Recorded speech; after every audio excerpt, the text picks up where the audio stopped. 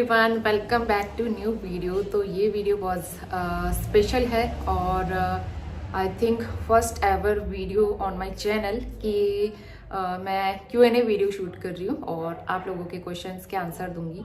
वैसे मैंने मतलब अपना इंट्रोडक्शन वीडियो ये सारी चीज़ें तो कई बार बनाए हैं, लेकिन Q&A video proper Q&A video आज तक शूट नहीं किया। तो मेरे पास कुछ कमेंट्स आते रहते हैं काफ़ी टाइम से, तो हर वीडियो में कमेंट का पर्टिकुलर रिप्लाई करना और बार बार एक ही रिप्लाई हर किसी को देना तो पॉसिबल नहीं हो पाता है। तो इसलिए मैंने सोचा क्यों ना एक Q&A वीडियो शूट किया जाए और उसके थ्रू मैं आप लोगों के सवालों के जवाब दे सकूं। तो चलिए आज का वीडियो स्टार्ट करते हैं। तो फर्स्ट कमेंट है happiness with Shipra. Hi Rajni, your vlogs are too good, decent and peaceful, especially Dehradun vlogs. Dehradun vlogs were like a dream for people with busy lifestyle. My question is, what encouraged you to start YouTube channel? Can YouTube be a career option or your YouTube income? तो इन्होंने 2 question पूछे हैं कि YouTube channel start करने के लिए क्या encourage करता है आपको। एक्चुअली मैंने आपको अपने वीडियोस में 1-2 बार बताया भी है कि YouTube मुझे कोई भी मतलब YouTube में मुझे अपना कोई कैरियर नहीं दिखता है। YouTube is not a career option for me absolutely, क्योंकि YouTube मैंने स्टार्ट किया था अपनी जॉब छोड़ने के बाद, और मैंने जॉब किन कंडीशंस में छोड़ी थी और उस टाइम पे क्या सिचुएशंस थे, क्या सर्कमस्टेंसेस थे, मैंने सारी चीज़ें शेयर की थी। उस टाइम पे मिसकैरेज हुआ था मेरा और मैंने जॉब भी छोड़ी हुई थी। तो उसके बाद जो मेंटल सिचुएशन होती है ना, मैं मेंटली बहुत ज़्यादा वीक हो गई थी। और दूसरी चीज़ फैमिली मेम्बर कोई था नहीं हस्बैंड के अलावा मेरे साथ। तो होता है एक पर्सन को एक इमोशनली मेंटली सपोर्ट की ज़रूरत होती है ऐसे टाइम पे कि इंसान बहुत ज़्यादा मेंटली वीक फील कर रहा है। तो इसलिए मैंने उस टाइम पे डिसाइड किया कि मुझे खुद को बिज़ी रखना है। तो जॉब ऑप्शन मैंने उस टाइम पे नहीं चुना, क्योंकि जॉब के कई सारे रीज़न थे कि अब मैं जॉब करके थक चुकी थी बहुत ज़्यादा, नाइट शिफ्ट, डे शिफ्ट, और प्रॉपरली हम दोनों एक दूसरे को टाइम नहीं दे पा रहे थे और खुद के लिए टाइम नहीं, खुद की हेल्थ के लिए टाइम नहीं। तो इसीलिए मैंने जॉब स्किप कर दी उस टाइम पे और मैंने सोचा मैं कुछ दूसरा ऑप्शन ट्राई करती हूँ और जिससे मैं खुद को बिजी रख सकूँ, अपना माइंड बिजी मतलब मेरा माइंड बिजी रहेगा तो मेरे माइंड में कोई भी नेगेटिव थॉट्स नहीं आएंगे। तो उस टाइम पे फिर यही मैंने सोचा, मैं काफ़ी सारे यूट्यूबर्स के ब्लॉग्स देखती थी, तो मैंने सोचा क्यों ना मैं भी ट्राई करती हूँ। मुझे इसको कैरियर ऑप्शन बनाना बिल्कुल भी वो नहीं था और ना ही मुझे इंट्यूशन भी था कि मैं अपना चैनल ग्रो कर पाऊँगी या फिर इनकम कर पाऊँगी। तो ये सारी चीज़ें कुछ भी मोटिव नहीं था मेरा, बस ये मोटिव था कि मैं खुद को बिज़ी रख सकूँ। और आज भी मेरा यही मोटिव है कि मैं यूट्यूब चैनल के थ्रू खुद को बिज़ी रख पाती हूँ। मेरा दिन कब निकलता है पता ही नहीं चलता। इवन अब तो माता रानी की कृपा से नोनी भी मेरे साथ में है, लेकिन उसके साथ तो पूरा दिन निकलता ही है। उसके अलावा मैं बाकी जो छोटे मोटा टाइम मेरे लिए बचता है, मेरे पास बचता है, उसमें मैं अपने यूट्यूब के काम करती हूँ। मुझे बहुत अच्छा लगता है खुद को बिजी रखना और इससे मेरे माइंड में कोई भी नेगेटिव थॉट्स नहीं आते। तो बस यही रीज़न था मेरा यूट्यूब चैनल स्टार्ट करने का। और दूसरा सबसे कॉमन क्वेश्चन था कि आपकी यूट्यूब इनकम कितनी होती है। तो मैं यहाँ पे ऑनेस्ट रिप्लाई करूँगी, क्योंकि ऐसा तो है नहीं कि मैं बहुत बड़ी यूट्यूबर हूँ और मेरी लाखों में इनकम होती है, ऐसा कुछ भी नहीं है। तो इनकम का ऐसा है, तो जो यूट्यूबर हैं, बहुत सारे यूट्यूबर्स भी मेरे ब्लॉग देखते हैं, तो उनको पता ही होगा कि मंथली आपको अपने यूट्यूब एडसेंस अकाउंट में $100 कंप्लीट करने पड़ते हैं। और $1 कंप्लीट करना भी बहुत मुश्किल होता है यूट्यूब में, खासकर आजकल, स्पेशली पिछले 2-3 सालों से, क्योंकि अब यूट्यूब शॉर्ट्स आने लगे हैं, शॉर्ट्स का टाइम है, तो लॉन्ग वीडियोस उतने ज़्यादा चलते नहीं हैं। तो स्टार्टिंग में जब मैंने चैनल स्टार्ट किया था उस टाइम पे शॉर्ट वीडियो का ऑप्शन था ही नहीं, सिर्फ लॉन्ग वीडियोस चलते थे और लोग लॉन्ग वीडियोस देखना पसंद करते थे। तो उस टाइम पे लकीली मेरा चैनल जो है काफ़ी अच्छा ग्रो हुआ था और अच्छी खासी इनकम भी हुई थी उस टाइम पे। लेकिन उसके बाद फिर ऐसा टाइम आया कि शॉर्ट वीडियोस आने लगे और फिर नोनी जो है, उसके बाद मेरी प्रेगनेंसी और डिलीवरी, उसके बाद नोनी, तो सारी चीज़ें अकेले नोनी के साथ संभालना और यूट्यूब संभालना थोड़ा नहीं बहुत ज़्यादा मुश्किल था। तो अकेले मैनेज कर पाना, फिर भी मैं बहुत कोशिश करती थी कि मैं चैनल को प्रॉपर्ली ग्रो कर सकूं, उसमें रेगुलर वीडियोस अपलोड कर सकूं। तो कई सारे कमेंट्स भी आते थे कि आपके वीडियोस बोरिंग हो रहे हैं, कंटेंट चेंज करो। लेकिन एक बच्चे के साथ में मैं कंटेंट बना रही हूँ, डेली व्लॉगिंग कर रही हूँ, वही बहुत बड़ी बात है मेरे लिए। और यहाँ तक कि मैं कोशिश करती थी कि आप लोगों के लिए अच्छे अच्छे टिप्स और अच्छे अच्छे इंटरेस्टिंग वीडियोस बना सकूं, लेकिन बहुत ज़्यादा मुश्किल होता है। उसके बाद फिर धीरे धीरे इनकम जो है ना कम होती चली गई, मतलब कि उतनी ज़्यादा नहीं होती थी इन कंपैरिजन ऑफ 2-3 साल पहले जो इनकम होती थी। तो अभी मुश्किल से कभी $100 पूरे होते हैं, कभी 100 से थोड़ा बहुत ऊपर चला जाता है, और कभी कभी तो 3-4 बार तो ऐसा हो चुका है कि $100 भी कंप्लीट नहीं हो पाए हैं चैनल पे। तो आपने देखा होगा, खुद मेरे चैनल पे जाके आप देख सकते हो पहले कितने व्यूज़ होते थे और अभी उतने व्यूज़ नहीं आते हैं। तो मुझे इस चीज़ का कोई मलाल भी नहीं है, क्योंकि होता है सब अपनी किस्मत की बात है। जो मैं तो अपनी तरफ से पूरी कोशिश करती हूँ, ना ही मैं अपने वीडियोस में कोई कंट्रोवर्सी क्रिएट करती हूँ, ना ही कोई ऐसा कंटेंट जिससे लोग मेरी तरफ अट्रैक्ट हुए। तो मुझे ये सारी चीज़ें अच्छी भी नहीं लगती कि चैनल पे कुछ ऐसा कंटेंट डालें, कंट्रोवर्सी क्रिएट करें जिससे खूब सारे व्यूज़ आएँ, क्योंकि आजकल यूट्यूब पर ऐसा होता है, लोग करते हैं।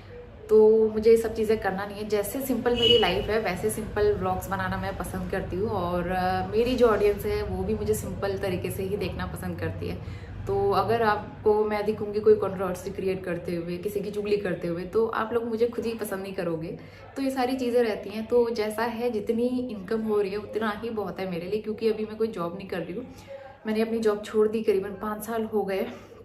तो उसके हिसाब से घर बैठे भी मैं जितना बहुत भी अर्न कर पा रही हूँ वो मेरे लिए बहुत बड़ी बात है, क्योंकि वो मेरी अपनी मेहनत का है। क्वेश्चन है, अगर पॉसिबल हो तो share your vastu tips which you follow in your daily life. तो वास्तु टिप तो ऐसा कुछ भी नहीं है कि जो मैं अपनी डेली लाइफ में फॉलो करती हूँ। मैं सिर्फ अपने काम पे बिलीव करती हूँ कि मतलब नॉर्मल रह के अपना जो डेली रूटीन है वो करो। और डेली सुबह टाइम से उठना, सबसे पहली चीज़। मैं बहुत ज़्यादा आलसी होती थी पहले, लेकिन अब जो है पिछले 1-1.5 साल से मेरी लाइफ में चेंज आया है, बहुत ही अच्छा चेंज है कि मैंने सुबह उठना शुरू कर दिया है। सुबह उठ के नहाना सबसे पहले, फिर उसके बाद दिया बत्ती करना, पूजा करना। तो ये सारी चीज़ें आपको खुद ही मतलब अंदर से खुद ही पॉजिटिव बना देती हैं। और अगर आप अंदर से पॉजिटिव, आपका मन पॉजिटिव है ना, तो पूरा दिन आपका अच्छा जाता है। तो बस मैं यही कोशिश करती हूँ कि जिस तरह से मैं अभी life smoothly daily routine follow कर पाती हूँ वही मेरा रूटीन चलता रहे। मुझे अपनी लाइफ में बिल्कुल भी आलस नहीं चाहिए, और मुझे अच्छा भी नहीं लगता लेट उठना। चाहे छुट्टी हो या नोनी का स्कूल हो, हस्बैंड का ऑफिस हो, मैं हमेशा जल्दी उठने की कोशिश करती हूँ। तो बस यही सारी चीज़ें, सुबह शाम दिया बत्ती होनी चाहिए, सारे काम मैं टाइम से करूँ जिससे मेरा माइंड एकदम फ्री रहे और पॉजिटिव रहे। और इसके अलावा मैं कोई भी वास्तु टिप यूज़ नहीं करती हूँ। बस घर में डेली साफ़ सफाई, जूठे बर्तन रात को नहीं छोड़ना, डेली झाड़ू पोछा होना चाहिए। मैं कोई भी जूठा बर्तन नहीं छोड़ती हूँ रात को। ये कुछ कुछ छोटे मोटे टिप्स जो हैं मैं फॉलो करती हूँ, और सारी हाउसवाइफ इस तरह से करती होंगी। तो बस ये सारी चीज़ें आप फॉलो करोगे ना, आपकी लाइफ खुद ब खुद पॉजिटिव हो जाएगी। तो सबसे पहला मैं तो यही कहूँगी कि आप अगर थोड़ा सा भी लेट उठने की हैबिट करते हो तो उसको बिल्कुल छोड़ दो। आपका दिन खुद ही बड़ा हो जाएगा, और आपके पास बहुत सारी चीज़ें करने के लिए बहुत सारा टाइम मिलेगा। उसके बाद ये सारी चीज़ें फिर आपको धीरे धीरे पॉजिटिव बनाएंगे अंदर से, और आपकी लाइफ में बहुत सारे पॉजिटिव चेंजेस आएंगे। नेक्स्ट क्वेश्चन है, क्वेश्चन नहीं एक्चुअली ये कमेंट है नसरीन खान का। आप बहुत सिंपल स्वीट हो, मेरा कोई क्वेश्चन नहीं है, बस आप मुझे दिल से बहुत पसंद हो, और मुझे आप जैसे सिंपल सादे लोग ही पसंद आते हैं। And you are my favourite person, my inspiration.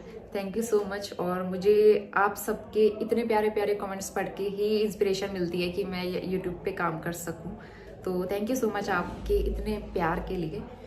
Next question है आकांक्षा रावत। मैं आपके ब्लॉग्स जब हल्द्वानी थे तब से ही देखती थी, और अभी तक कमेंट मिस हो जाते हैं, but you are so hard working.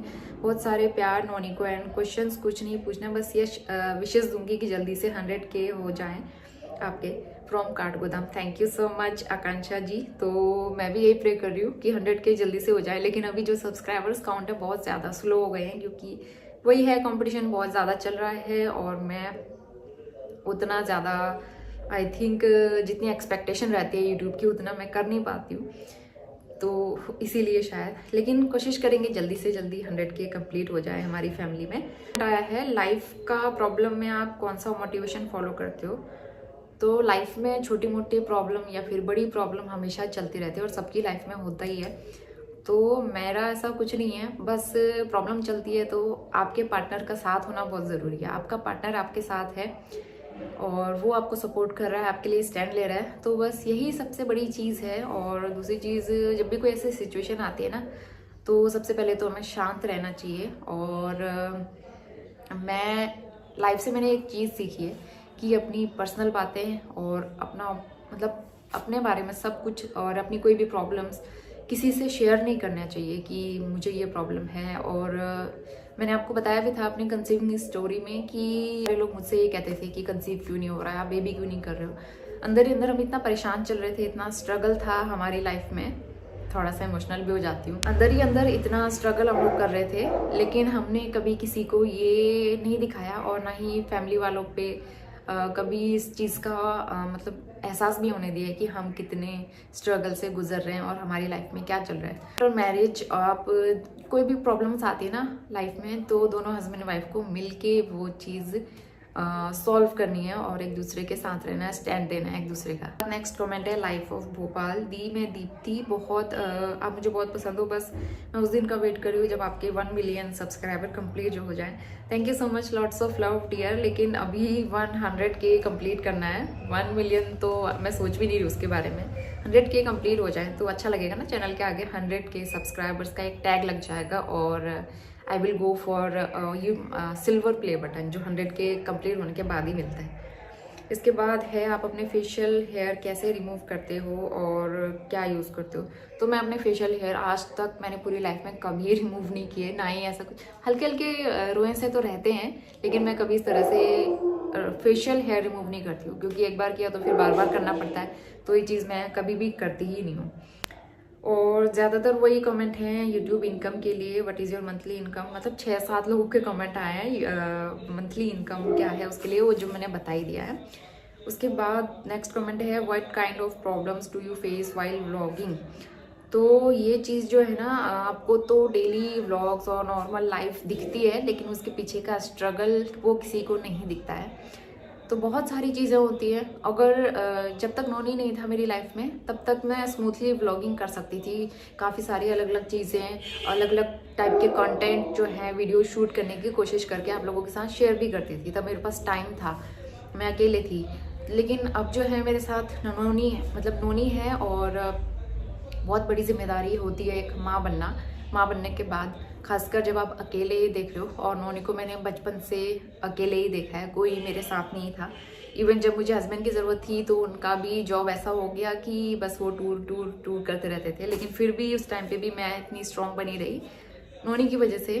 कहीं ना कहीं आप जब माँ बनते हो तो अंदर से बहुत ज़्यादा स्ट्रॉन्ग हो जाते हो। अकेले बच्चे को देखना, घर के काम करना, मैंने कोई हाउस हेल्पर भी नहीं लगाई थी, कुछ महीने लगाई थी, लेकिन उसके बाद फिर हटा दी थी। और उसके बाद घर के सारे काम करना, नोनी को टाइम देना, और मैं घर के काम करने के साथ मतलब व्लॉग बनाने की कोशिश करती थी। और फिर उसके बाद मुझे ये गिल्ट भी होता था कि मैं नोनी को टाइम दे पाती हूँ या नहीं दे पाती हूँ, तो मन में रह भी जाता था। लेकिन फिर भी मैंने अपनी तरफ से 100% दिया है नोनी को, और इस चीज़ का मुझे बहुत ज़्यादा प्राउड भी है कि मैंने नोनी को अकेले बड़ा किया है।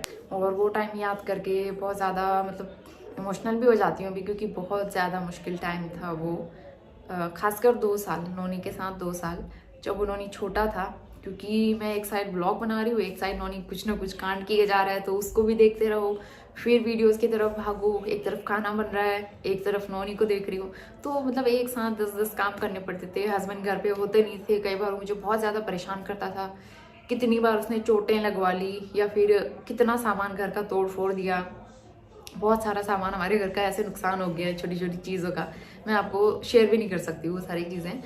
उसके अलावा नोनी फिर काम करते करते कई बार कपड़े गीले कर देता था, सुसु कर देता था, उसमें पूप कर देता था, तो बहुत ज़्यादा फ्रस्ट्रेशन होता था, बहुत ज़्यादा। मैं शेयर ही नहीं कर सकती हूँ। जो एक मतलब सिंगल मॉम है ना, जो बच्चे को अकेले देखते हैं जो लोग, वो इस चीज़ को बहुत ज़्यादा अच्छे से समझ पाते हैं। तो ये चीज़ें तो रहती हैं। उसके अलावा फिर आपको दूसरा काम करना है एज अ जॉब, यूट्यूब करना और डेली ब्लॉग्स अपलोड करना, तो बहुत ज़्यादा स्ट्रगलिंग टाइम था। लेकिन अगर आपके अंदर विल पावर है ना, तो आप सब कुछ कर सकते हो। तो कोई भी मतलब मेरी जगह शायद कोई और होता तो हिम्मत हार जाता, लेकिन फिर भी मैंने बहुत ज़्यादा हिम्मत रखी कि ये सारी चीज़ें मैं कर पाई अकेले। अब उतनी प्रॉब्लम नहीं होती है, क्योंकि नोनी अब थोड़ा सा समझदार हो गया, और दूसरी चीज़ अब वो स्कूल जाने लगा है, तो अब ऑब्वियसली अब मुझे किसी की ज़रूरत नहीं है।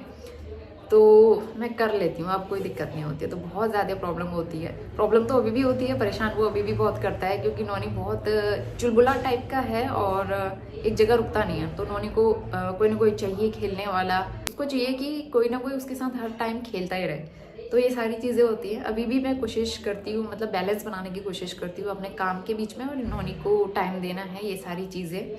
तो बहुत सारी दिक्कतें रहती हैं व्लॉग्स, मतलब खासकर डेली व्लॉगिंग में, और वो भी विदाउट एनी हेल्प। हो सकता है ये वीडियो काफ़ी ज़्यादा लंबा हो जाए, लेकिन सबके रिप्लाई देने हैं तो बोलना ही पड़ेगा सारी चीज़ें। नेक्स्ट कमेंट है आपकी, आरू नोनी के एज की क्यों है, जबकि वो तो आपकी जेठानी की बेटी है और नोनी तो वैसे भी बहुत लेट हुआ था आपको, फिर वो कैसे साथ की हुई, ऐसा क्यों, उनको भी क्या कॉम्प्लिकेशंस थे, प्लीज़ बताना। तो जो मेरे पुराने सब्सक्राइबर्स हैं, ईयर 2020 में भैया की शादी का व्लॉग मैंने शेयर किया था। तो भैया की शादी हुई थी 2020 में, उनकी शादी के 1 साल बाद आरू हुई थी, तो उनका टाइम एकदम ठीक था। बस ये है कि भैया की शादी थोड़ा बाद में हुई, हमारी शादी काफ़ी पहले हो गई थी। अरेंज मैरिज दोनों की थी, ऐसा कुछ नहीं था कि, लेकिन भैया की शादी बाद में हुई थी 2020 में। मैंने ब्लॉग्स भी शेयर किया था उसका, और लोग कोरोना का टाइम चल रहा था तो एकदम सादे सिंपल तरीके से शादी हुई थी। हम लोग भी घर गए थे, उस टाइम हम देहरादून में रहते थे। तो बस यही चीज़ें थी, उनका तो नॉर्मल सा मतलब सारी चीज़ें टाइम से हुई। और आरू हमारे घर में आई, तो मतलब आरू इज़ लाइक लकी चाइल्ड, या फिर लकी बेबी कह लो उसको। उस जैसे वो घर में आई हमारे, और उसके आने के बाद फिर नोनी भी आ गया, और उसके मतलब जब भाभी प्रेग्नेंट हुई उसके 4 मंथ बाद फिर मैंने भी कंसीव कर लिया। तो Aaru is such a god's gift, मतलब माता रानी का आशीर्वाद है वो, कि वो हमारे घर में आई और नोनी को भी साथ ले आई। कहते हैं अभी भी सारे लोग हैं, तो मैं जो भी है जैसे भी है, बस दोनों बच्चे हमारे लिए बहुत ज़्यादा स्पेशल है। कमेंट है, आपके घर का बजट कौन मैनेज करता है, आप या आपके हस्बैंड? तो बजट हम दोनों लोग मिलके ही करते हैं, और मतलब मोस्टली ज़्यादातर हस्बैंड का ही रहता है, मैं तो उतना नहीं करती हूँ। लेकिन हाँ, मेरी कोई अपनी पर्सनल शॉपिंग हो गई, ऑनलाइन शॉपिंग हो गई, या घर का कुछ भी सामान हो गया मंगाना, तो वो मैं कर लेती हूँ। बाकी ज़्यादातर सारी घर का राशनिंग और किराया, रेंट, इलेक्ट्रिसिटी, जो फाइबर, ये सारी चीज़ें वो सब तो हस्बैंड ही करते हैं ऑब्वियसली। ये है कि मैं हस्बैंड को मतलब फाइनेंशियली सपोर्ट कर पा रही हूँ, हेल्प कर पा रही हूँ, तो उस चीज़ का मुझे बहुत ज़्यादा सेटिस्फेक्शन है। आज के टाइम पे कितनी महंगाई है, तो महंगाई में थोड़ा बहुत उनका फाइनेंशियली सपोर्ट करना बहुत बड़ी बात होती है एक हस्बैंड के लिए। उसके बाद काफ़ी मतलब सेकंड कॉमन कमेंट, आप सेकंड बेबी प्लान कब करोगे? तो इस क्वेश्चन का आंसर मेरे पास भी नहीं है, क्योंकि we are not ready for second baby अभी तक। क्योंकि आप सबको पता ही है हमारा स्ट्रगल, कि नोनी हमारी लाइफ में कैसे आया इतनी मुश्किल से। तो भगवान की कृपा ही रही, या फिर चमत्कार ही रहा कि नोनी हमारी लाइफ में आया और जो है हम पेरेंट्स बन पाए। तो उस टाइम पे हमारे माइंड में यही चीज़ था कि एक बेबी हो जाए, कैसे भी हो जाए, बस हमें उसके आगे पीछे कुछ नहीं सोचना है। तो अभी भी हम कुछ नहीं सोच रहे हैं, हम जो है सेटिस्फाई हैं, we are very satisfied with 1 baby only. बाकी आगे जो किस्मत में है, और या फिर जो भगवान की मर्जी, उसके आगे तो कुछ चलता नहीं है ना। इसके बाद नेक्स्ट क्वेश्चन है, आप इतना सिंपल तरीके से कैसे रह पाते हो, आपका क्वालिफिकेशंस क्या है, आप रूटीन में कोई एक्सरसाइज या योगा करते हो? तो इसका आंसर ये है कि मुझे सिंपल रहना ही पसंद है, मुझे तामझाम करना बिल्कुल पसंद नहीं है। मुझे मेकअप घर पे मतलब डेली मेकअप करना तो बिल्कुल ही पसंद नहीं है। आजकल थोड़ा बहुत मैं कर लेती हूँ, कहीं इधर उधर जाना हो रेडी हो जाती हूँ, लेकिन मैं ऐसे ही रहती हूँ हमेशा से, सिंपल। और मेरा क्वालिफिकेशन, मैंने स्टाफ नर्स का डिप्लोमा किया हुआ है लखनऊ से, जो मैंने अपने इंट्रोडक्शन वीडियो में शेयर भी किया था। उसके बाद मैंने काफ़ी साल जॉब भी की थी, लेकिन जॉब मैंने अभी छोड़ दी है, करीबन 5 साल हो गए। और एक्सरसाइज या योगा मैं पहले किया करती थी, जब तक नोनी नहीं हुआ था उससे पहले शायद। आजकल तो टाइम नहीं हो पाता। बीच में जब हम यहाँ स्टार्टिंग में आए थे ना बरेली में, तब मैंने कोशिश की थी योगा अपने लाइफ में मतलब रूटीन में इंक्लूड करने की, लेकिन आजकल थोड़ा सा सर्दी की वजह से मैं कर नहीं पा रही हूँ। बाकी आगे देखूंगी, कोशिश करूंगी इसके बारे में। योगा तो बहुत ज़रूरी है। आप ब्लॉग रोज़ क्यों नहीं बनाते हो? तो एक व्लॉग शूट करने में पूरा एक दिन या फिर पूरे 2 दिन, और उसको एडिट करने में 3 से 4 घंटा, वो भी रेगुलर नहीं, क्योंकि बीच बीच में मुझे नौनी को भी देखना होता है, घर के काम भी करने होते हैं। तो जब मुझे टाइम मिलता है मैं एडिटिंग करती हूँ। तो बहुत मुश्किल होता है ना ये, मतलब या तो आपके पास कोई हेल्प हो, मेरे पास कोई हाउस हेल्प भी नहीं है और ना ही कोई फैमिली मेम्बर है जो नौनी को देख सके। तो इसलिए ना मुझे घर के काम के साथ घर का काम भी करना होता है, नौनी को भी टाइम देना होता है। ये नहीं कि मैं फ़ोन लेके बैठी हूँ एडिटिंग कर रही हूँ, उन्होंने अपना बैठा है टीवी देख रहा है, तो ये भी मुझे वो नहीं करता है, मुझे बहुत ज़्यादा अजीब लगता है ऐसे। तो इसलिए मैं व्लॉग जब मुझे टाइम मिलता है तभी करती हूँ। मेरा ज़्यादातर टाइम जो है मैं नौनी को ही देती हूँ। इसके बाद नेक्स्ट क्वेश्चन है, मिस्टर रावत क्या जॉब करते हैं? तो उनकी जॉब का मैंने पहले भी बताया है, वो रिटेल सेक्टर में है, वो उनका ज्वेलरी का काम है, ज्वेलरी रिटेल में है। और बाकी इतना बहुत ज़्यादा पर्सनल तो मैं शेयर भी नहीं कर सकती उनके बारे में। तो बस यही है कि रिटेल सेक्टर में है। इस जॉब में उनको एक पर्टिकुलर एरिया मिलता है, तो वहाँ पे उनको कई सारे जगह एरियाज कवर करने होते हैं। तो अभी इस टाइम पे उनको राजस्थान और यूपी उत्तराखंड के कुछ एरियाज मिले हुए हैं। जब हम इंदौर में थे तो वहाँ एमपी के, छत्तीसगढ़ के और राजस्थान के एरियाज मिले हुए थे। तो उसकी वजह से उनको बार बार मंथली टूर करने पड़ते थे, यहाँ भी टूर करने ही पड़ते हैं। नेक्स्ट क्वेश्चन है, आपके घर का रेंट? तो हमारे घर का रेंट है यहाँ पे 10,000 प्लस इलेक्ट्रिसिटी का अलग है। आपका भाई कहाँ रहता है और क्या जॉब करता है? तो मेरा भाई भी प्राइवेट सेक्टर में जॉब करता है, उसकी भी अच्छी जॉब है और वो भी रह रहा है करंटली गुजरात में। उसके बाद नेक्स्ट क्वेश्चन भाई के लिए ही है, आपका भाई आपकी भाभी को क्यों नहीं लेके जा रहा है साथ में? तो सबसे पहली चीज़, हमारे यहाँ ना छोटे भाई की वाइफ को भाभी नहीं बोलते हैं, हमारे यहाँ बहू बोला जाता है। मैं उसकी ननद सास हूँ और वो मेरी बहू है, क्योंकि भाई मुझसे छोटा है 3 साल। तो दूसरी चीज़ है, वो साथ क्यों नहीं लेके जा रहा? तो वो साथ लेके जा चुका है। क्या हुआ ना, उसका ट्रांसफ़र हुआ था, आजकल ही उसका ट्रांसफ़र हुआ है 2-3 महीने पहले।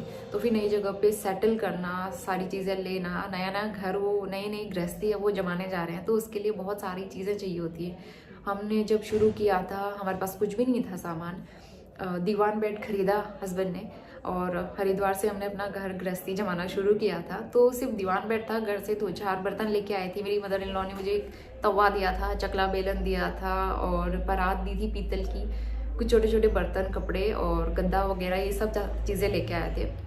उसके अलावा हमारे पास कुछ भी फर्नीचर नहीं था, इवन कपड़े रखने के लिए अलमारी नहीं थी, ना हमारे पास फ्रिज था। अलमारी हमें लैंडलॉर्ड की तरफ से मिली हुई थी और फ्रिज तो था ही नहीं। तो इतनी ज़्यादा गर्मी हरिद्वार की, तो उस टाइम पे मैं जॉब करती थी, तो मैं क्या करती थी, हॉस्पिटल से ठंडा पानी भर के लाती थी घर में पीने के लिए, और वो जो कि घर आते आते एकदम गर्म नॉर्मल हो जाता था। तो कोई ऑप्शन ही नहीं था, मतलब ऐसे भी हमने दिन काटे हैं, इतना ज़्यादा स्ट्रगल फेस किया है। कूलर भी नहीं था हमारे पास, पंखे में ही काम चलाते थे और 3rd फ्लोर पे रहते थे, बहुत ज़्यादा गर्मी होती थी, तो बहुत ज़्यादा प्रॉब्लम होती है। तो स्ट्रगल, मतलब घर तब से लेके अब तक बहुत सारी चीज़ें हैं, मतलब सब कुछ हमने जमाया है अपनी मेहनत से, and we are really proud of it, क्योंकि अपनी मेहनत से सारी चीज़ें कर पाना भी पॉसिबल नहीं होता, बहुत मुश्किल होता है। तो बस वही यही है कि वो लोग भी अपनी गृहस्थी शुरू करने जा रहे हैं और नई नई गृहस्थी है, तो ट्रांसफ़र और शिफ्टिंग की वजह से नेहा जा नहीं पाई थी, लेकिन अब जो है दोनों साथ चले गए हैं गुजरात में। और आप लोग भी प्रे करना कि उनकी गृहस्थी की शुरुआत अच्छे से हो सके और वो अपना आगे की लाइफ जो है अच्छे से स्पेंड कर सकें एक साथ। सबसे लास्ट क्वेश्चन मैं पढ़ने जा रही हूँ, तो ये रिसेंटली आया है, आपके हस्बैंड टूर पे जाते हैं तो आपको अकेले घर में डर नहीं लगता क्या? तो मुझे बिल्कुल भी डर नहीं लगता है, क्योंकि मुझे हैबिट है और कई टाइम हो गया ऐसा रहते हुए। और दूसरी चीज़, पहले से भी हैबिट थी, पहले से भी मुझे डर नहीं लगता था, क्योंकि जब हम लोग हॉस्टल में रहते थे ना, क्या होता था, हम लोग एक रूम में 2 या 3 लोग रहते थे, मतलब बैचमेट्स, और कभी ऐसा होता, सबकी अलग अलग शिफ्ट चलती थी। तो ऐसा होता था कभी दोनों की नाइट शिफ्ट है और मैं अकेले घर पे, और कभी ऐसा होता था कि मतलब मेरी अकेले नाइट शिफ्ट है, वो दोनों घर पे। तो इस तरह से हम लोग कर लेते थे और हैबिट थी, कुछ भी डर नहीं लगता था। उसके बाद कुछ टाइम हम लोग वहाँ रेंट पे भी रहे, लखनऊ में रेंट, बाहर कमरा लिया हॉस्टल के बाद, हमने रेंट पे भी लिया रूम, तो वहाँ पे भी ऐसे ही होता था। हम लोग 2 लोग, मैं और मेरी फ्रेंड रहते थे, कविता जो आपको उस दिन मिली थी पिथौरागढ़ में, तो हम दोनों रहते थे। तो हम दोनों की अलग अलग शिफ्ट रहती थी, तो फिर ऐसा रहता था। और रात को वो भी अकेले रहती थी, मैं भी अकेले रहती थी, क्योंकि दोनों की अलग अलग नाइट शिफ्ट चलती थी, तो पहले से ही हैबिट थी। और उसके बाद फिर मैं हॉस्पिटल लाइन से हूँ, मेडिकल लाइन से, तो नाइट शिफ्ट और हॉस्पिटल में काम करना, हॉस्पिटल में काम कर रहे हो तो फिर डर को दूर भगाना ही पड़ता है, क्योंकि बहुत सारी चीज़ें देखनी पड़ती हैं आंखों के सामने। बहुत कुछ देखा है मैंने, ऐसे ऐसे केसेस देखे हैं, तो सारा डर हमारा पहले ही निकल गया था, मतलब इंटर्नशिप करते करते सारा डर मन के अंदर से निकल गया था। और जब मैं काशीपुर में जॉब करती थी, 3-4 साल मैंने वहाँ भी जॉब की थी और 1 साल मैंने हरिद्वार में भी जॉब की थी।